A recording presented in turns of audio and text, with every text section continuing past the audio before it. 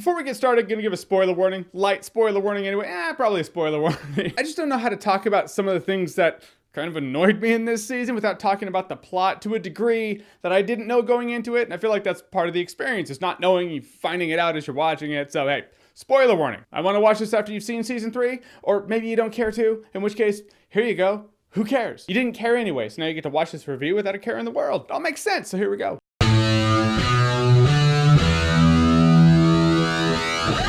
All right, I'm going to warn you right now. This is pretty much, I figured, hey, I'm going to review this season. And it turned into me just bitching about this season for however long this video is, because the season disappointed me. So if you want to see me gush about how great this season is, turn away now. This is just going to disappoint the hell out of you. If you don't want to watch, you don't have to watch. For the rest of you, here for my honest opinion, here we go. So Stranger Things Season 3 is the 3rd season of Stranger Things. This time it takes place in summer, 4th of July weekend, which I'll give them that. They released the seasons per what's going on in the real world. It's like Season 2, Halloween, great, we'll release it around Halloween. Season 3, 4th of July, well, we just gotta delay it till the 4th of July. Respect. Basically, that big thing from the Upside Down they call the Mind Flayer, yeah, he's coming after the crew, and now he's found a way to manifest himself in our world in physical form. A lot happens in this season. I'm not saying like a lot happens, wow, it's just jam-packed with great thrills, which it does have thrills for sure. I don't hate this season. This season's fine. But who walked away from season 1 going, it's fine, like season 1 was fucking awesome. Now we get to season 3, this is fine. It's such a bummer, but this is the weakest season. Because this season, there's no other way to say it. It's Invasion of the Body Snatchers. It's Invasion of the Body Snatchers with a little bit of Terminator. Because that Russian dude's coming, that's the Terminator. But that's what the Mind Flayer's doing it. That's the spoiler part I was talking about. He's possessing people, he's possessing a bunch of people in this town, and it's Invasion of the Body Snatchers, kind of. I mean, it's not entirely in its execution, but it did remind me very much of it. And that's the first time in Stranger Things I was actually like, this reminds me of something else. Like, Stranger Things always had throwbacks, for sure. It always had that 80s nostalgia, but to its core, it was a really unique experience. Season 1, a boy goes missing. The small town's looking for him, can't find him because he's in the Upside Down. He's in this other dimension. A mom who looks crazy in her fortitude figures it all out in her house. Something they did again in Season 2. Instead of lights, she's like mapping out the tunnel. Season 2 had redundancy from Season 1, yeah. But I still felt Season 2 was Chapter 2 of that whole story. This Season 3, I mean, it's Chapter 3, sure, but it was a bit scatterbrained. Stranger Things Season 3 for me felt like Pirates of the Caribbean or The Matrix or Heroes, where it's like that first chapter comes out swinging. It's like, oh my God, that was inspired. It was great. It was so much fun. And then it's like, hey, we need more stories from that world because people love the first one. And you just see the contrast and quality between that first chapter, that first story that was good because someone made that because they wanted to tell a good story. And the sequels that were made because the first one made money. So now there's money to be made. Saw it with Heroes, saw it with The Matrix, saw it with Pirates. Now I'm seeing it with Stranger Things.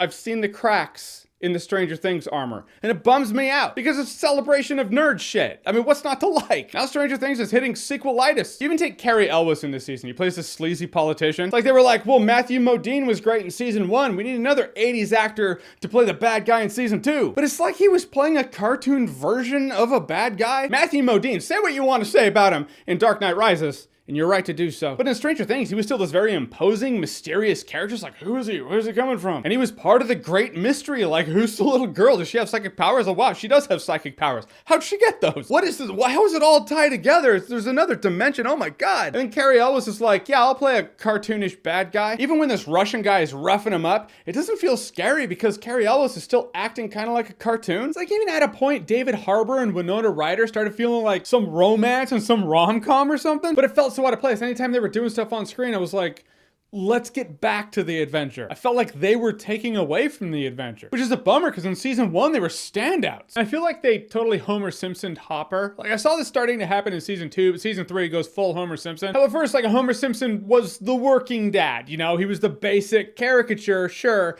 but caricature of an American working dad. Then at a point, Homer Simpson just became an idiot, and now he's an idiot now. I mean, I can't say now, I haven't seen The Simpsons in a while, but last I remember, he went from schlubby dad to idiot. It started in season 2, and now in season 3, Hopper's just dumb. He's not always dumb. Granted, he does have a few times where he does become what he's supposed to be, which is pretty much small town John McClane if he was written by Stephen King. But for a while in here, I was like, Hopper, you're just dumb. That mixed with the redundant arc of him and Winona Ryder investigating the Russians, which is what some of the youth are already doing in here. A few times in here, I thought to myself, it feels like they don't know what to do with the characters, so they're just having them do stuff. Like they're like, the cast is just growing, and now we have more because of season 2, and we don't know what to do with all of them, and I don't know. We'll just throw darts at a dartboard and decide their fate that way.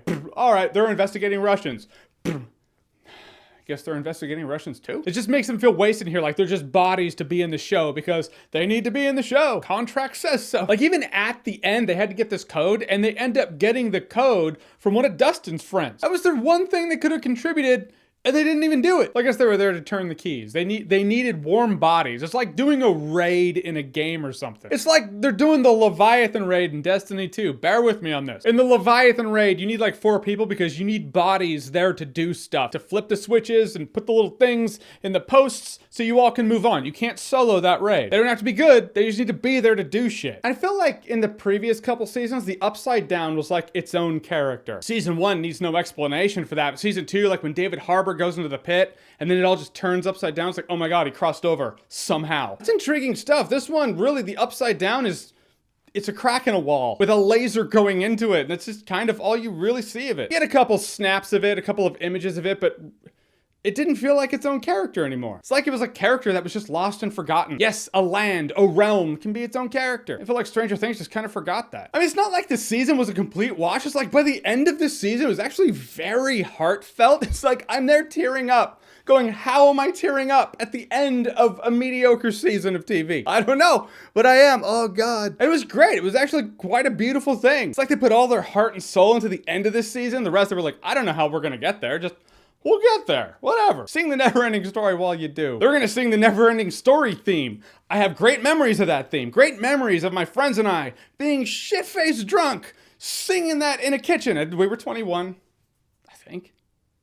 It doesn't matter. It was a lot of fun, and I have great memories of it because that's just a fun song to sing. Who didn't go look it up on YouTube? That song on YouTube after the season was done. You totally did. So did I. Because in the end, Stranger Things Season 3, it really disappointed me. Season 3 just felt messy to me. It just felt like a cartoon version of Stranger Things. Some moments with the villains didn't have any of that intensity where you're like, oh my gosh, this is really real right now. I give them props what they did with Billy. Billy was like one of those scary high school bullies in Season 2. There's no way he was going to hang out with our beloved nerds in this season. So how are you going to bring him back? They actually did a neat thing bringing him back, and you actually get some insight into him, and I really liked that. It's like this season had moments of brilliance and moments of conceptual brilliance. Like on paper, I'm sure the season sounded awesome. Underneath this mall, there's this super secret Russian base and they're trying to crack into the Upside Down. And the Mind Flayer's found a way to come into the physical world and he's taking control of the town. He's gonna become a big blood monster. Oh my God, and they gotta take him out. Like, I'm sure it sounded great, but it's all about execution. I just didn't feel the execution landed this time. So the season does have positive. The positives being the concept, the tone. It has like a few good horror moments in here. A couple good character moments. I just felt the negatives vastly did outweigh the positives in Season 3. One of the themes in here is growing up. Because like when we first met the kids, they were really young and they played D&D together. But as kids age, they become teenagers, they become young adults, that dynamic kind of changes. And it's bittersweet. It's kind of a bummer to see because it's real. So though it was kind of a bummer, it's like, oh man, I like seeing this stuff because it's not like the world. Because in the world, people grow up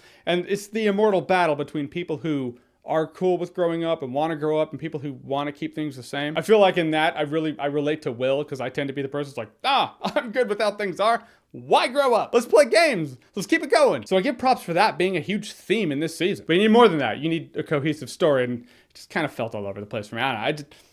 All right, so Stranger Things Season 3, have you seen it? What did you think about it? Whatever you thought, comment below, let me know. And if you liked this video, if you can click that like button, it will help the video out, thus help the channel out, thus help me out, and I very much appreciate that. Click like if you love honest opinions on the internet. So thank you. And as always, if you like what you've seen here and you want to see more, click right here to see more.